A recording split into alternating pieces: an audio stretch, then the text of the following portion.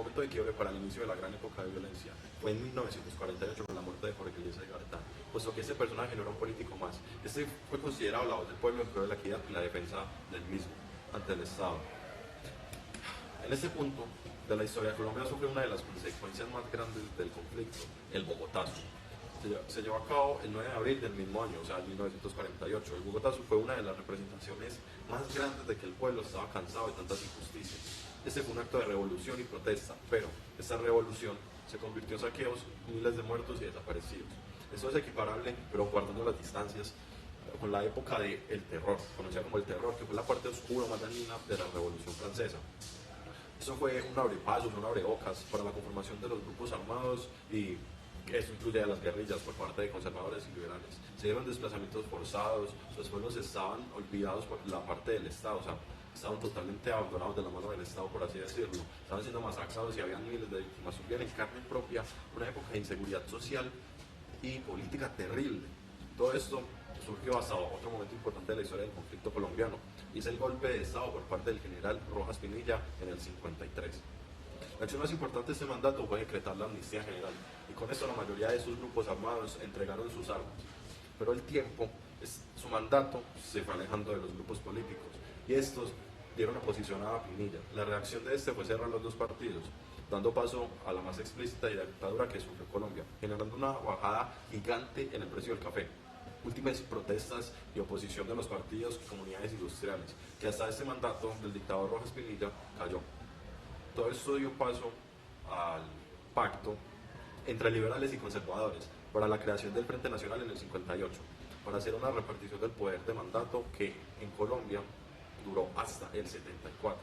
Los diferentes conflictos de esta época dieron pie al surgimiento de las FARC, el M-19 y el ELN, luchando por un supuesto socialismo, la injusticia frente a las diversas maneras de exclusión política de varias comunidades y el dominio de tierras. En el momento del surgimiento de estas guerrillas no tenían forma de obtener armas, pero en la llegada de la cocaína se vio una forma de ingresos monetarios gigantes, o sea, suficientemente amplios como para permitirse así la adquisición de armas y poder militar. Un momento importante del Frente Nacional fue el plan Lazo, que fue el momento más crítico del conflicto. Fue un plan para generar una estrategia con el fin de salvaguardar la seguridad en territorio rural, con apoyo de acciones civiles contra la insurgencia y guerra por un contexto ideológico y psicológico, psicosocial también. Se podría decir que fue el momento de la creación de las autodefensas y los paramilitares. En el 82 se dieron las primeras negociaciones formales y serias con las guerrillas, buscando un cese del conflicto armado y un momento de paz para Colombia. En este momento las FARC están incrementando de manera exagerada su poder territorial, con extorsiones y el uso de la cocaína, mientras que en este momento los paramilitares eran financiados por mafiosos y varios políticos colombianos con ideales conservadores. Estos grupos asesinaban a políticos de izquierda. En el conflicto con la cocaína, el Estado se vio obligado a generar otra guerra más, para dar un fin a la supuesta raíz del problema, que sería el narcotráfico. Como una respuesta a esta guerra, los grupos que controlaban el negocio de la cocaína, como lo serían el cartel de Medellín, que en su época fue el más fuerte, fue llevarlos al borde, con bombas, asesinatos, secuestros, también de población civil, pero también de políticos, dando esto pie a la gran época de terror de los 80s y los 90s en Colombia. Para hablar de justicia transicional, primero debemos hablar de un conflicto armado, y a su vez, múltiples violaciones de los derechos humanos, dentro del mismo territorio que sería todo el territorio de Colombia. Ese conflicto no se podría negar, como en otros mandatos, para así poder generar sistemas y herramientas capaces de combatir el mismo conflicto.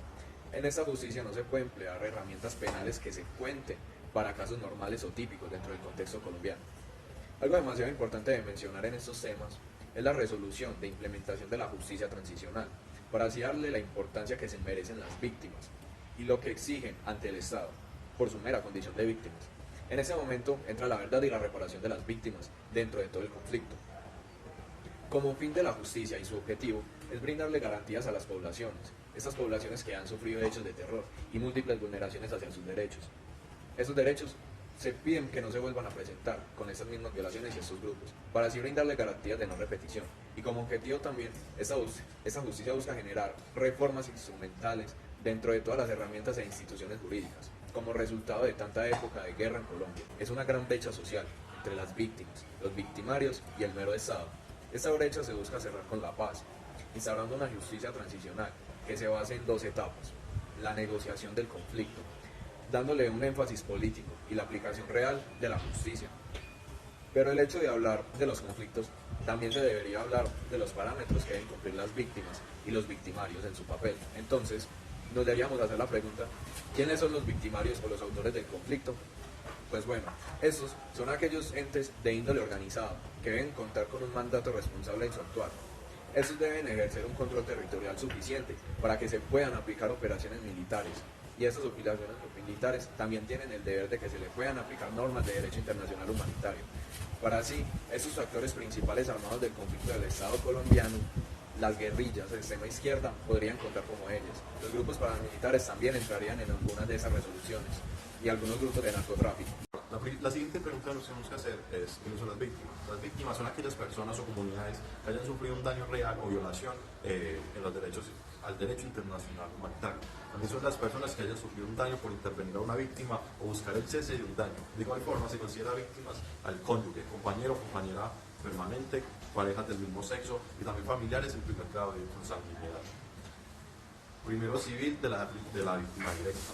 Cuando a esta la hubieran asesinado o a este lo hubiesen desaparecido también. Deben ejercer un control territorial suficiente para que se puedan aplicar operaciones militares y aplicar normas de derecho internacional humanitario.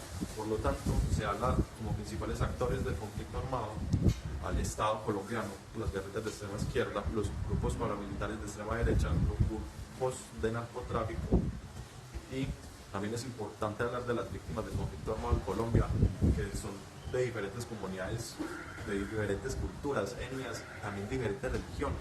Se debe brindar una aplicación de la justicia transicional con un enfoque diferencial para generar condiciones de equidad en términos de reparación.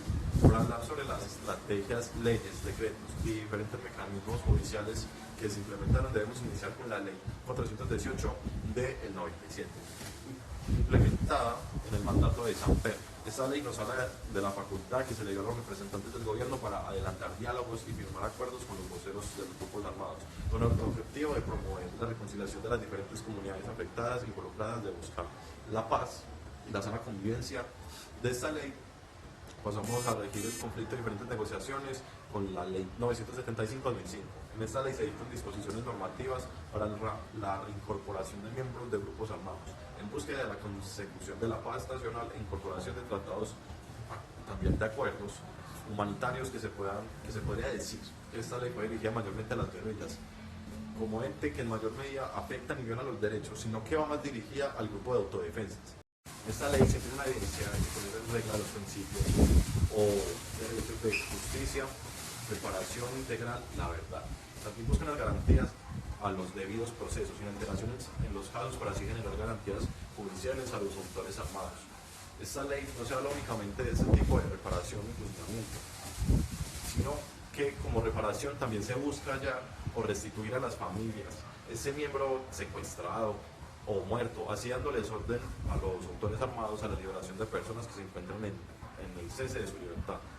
De esta ley pasamos a la 1424 del 2010. Esta ley generó un marco de beneficios jurídicos a las personas que fueron desmovilizadas de las autodefensas, que en ese momento se encontraban cumpliendo con un proceso de reintegración.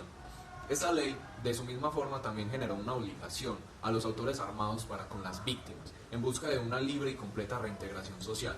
Esos autores que se están desmovilizando buscan que se cumplan en totalidad con su proceso de desmovilización. Esta ley básicamente se encarga de dar beneficios jurídicos que se les dio en la Ley de Justicia y Paz a los autores armados, solo que esta vez va dirigida directamente hacia ellos, hacia las Autodefensas Unidas de Colombia, pero no todos los miembros de este grupo, sino que más que todo va dirigida a excombatientes que no cometieron crímenes de gravísima calidad hacia la sociedad. Por último, pasamos a la ley que rige con los acuerdos de los grupos del conflicto, que sería la 1448 del 2011.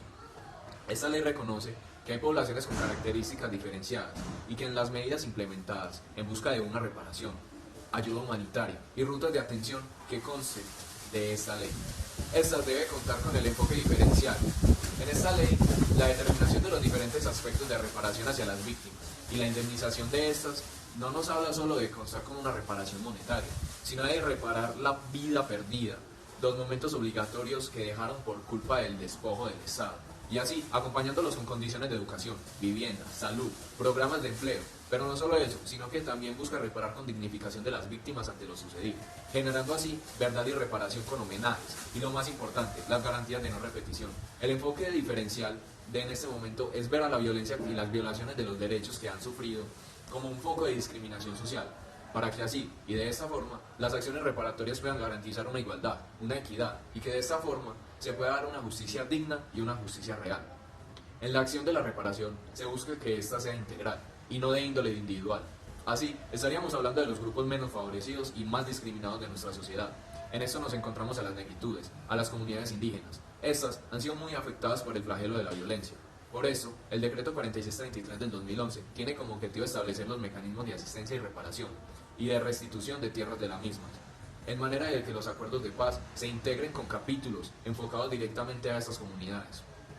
Estos capítulos son llamados los capítulos étnicos, en donde se hablan de los grupos que pueden construir el acompañamiento del Estado, un modelo de desarrollo social para la protección de su cultura, su tradición y su tierra. Y además de esto, también se les puede otorgar una participación democrática y política.